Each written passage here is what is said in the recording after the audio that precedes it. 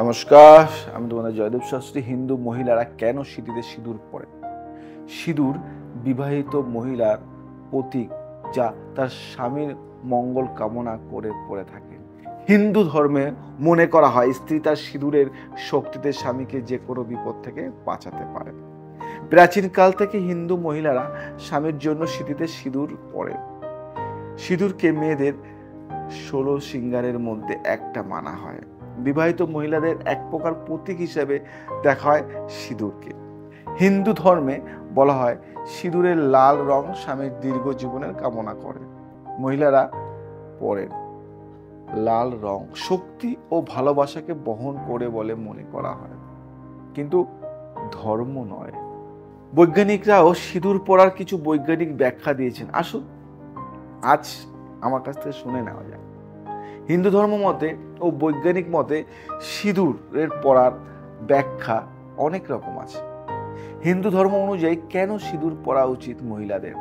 সিঁদুর বিবাহিত মহিলার প্রতীক, যা তার স্বামীর মঙ্গল কামনা করে পরে থাকেন, এটা আমরা জানি। হিন্দু ধর্মে এর অনেক রকম ব্যাখ্যা রয়েছে। আজ আমি যে ব্যাখ্যাগুলি দেব সেটা একটু আলাদা। হিন্দু শাস্ত্র মতে দেবী লক্ষ্মীকে মাথায় বিরাজমান মানা হয়, তাই দেবী লক্ষ্মী মানে লক্ষ্মীকে সম্মান করতে বিবাহিত মহিলারা সিঁথিতে সিঁদুর পরেন। লক্ষ্মীর কৃপায় স্বামী ও স্ত্রী একসঙ্গে সুখে থাকেন বলে মানা হয়। লক্ষ্মীর কৃপা সম্পর্কে কোনো সমস্যা আসে না। হিন্দু শাস্ত্র অনুযায়ী সিঁদুরকে শক্তির প্রতীক মানা হয়। প্রাচীন কাল থেকে বলা হয় লাল রং সৃষ্টির প্রতীক।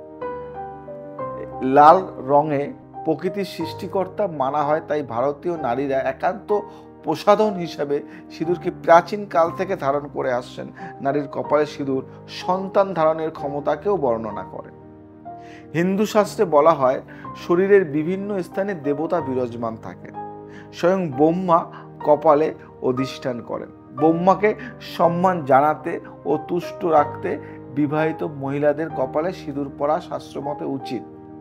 বৈজ্ঞানিক মতে কেন সিঁদুর পরা উচিত মহিলাদের, এটাও তো একটা আলাদা কথা। সিঁদুর পরার কিছু বৈজ্ঞানিক দিক রয়েছে। বৈজ্ঞানিক মতে সিঁদুর মাথার নার্ভের ক্ষেত্রে গুরুত্বপূর্ণ ভূমিকা পালন করে। মহিলারা যেখানে সিঁদুর পরেন মাথার সেই জায়গায় গুরুত্বপূর্ণ নার্ভ থাকে। মেডিটেশনেও সাহায্য করে সিঁদুর। বিয়ের পর মহিলাদের জীবনে নানা চাপ আসে। সিঁদুরের মধ্যে থাকা পদার্থ মাথা ঠান্ডা রাখতে সাহায্য করে, তাই সিঁদুর মন ও শরীর উভয়ের জন্য খুবই কার্যকারী। তো আজকে আমরা জেনে নিলাম শাস্ত্র মতে এবং বৈজ্ঞানিক মতে।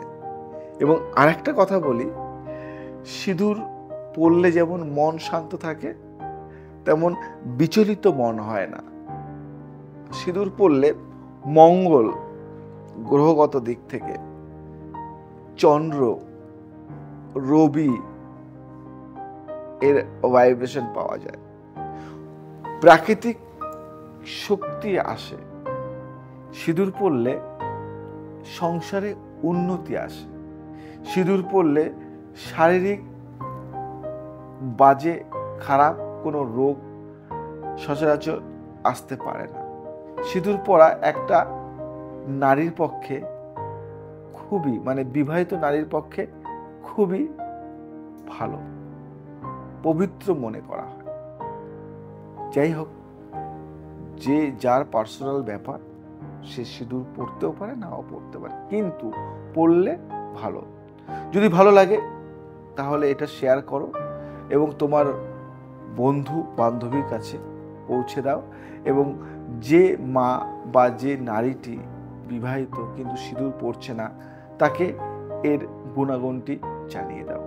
সিঁদুর পরতে তাকে উৎসাহিত করো এবং সিঁদুর পরলে সংসারে উন্নতি ঘটে এবং সে নিজেও ভালো থাকে।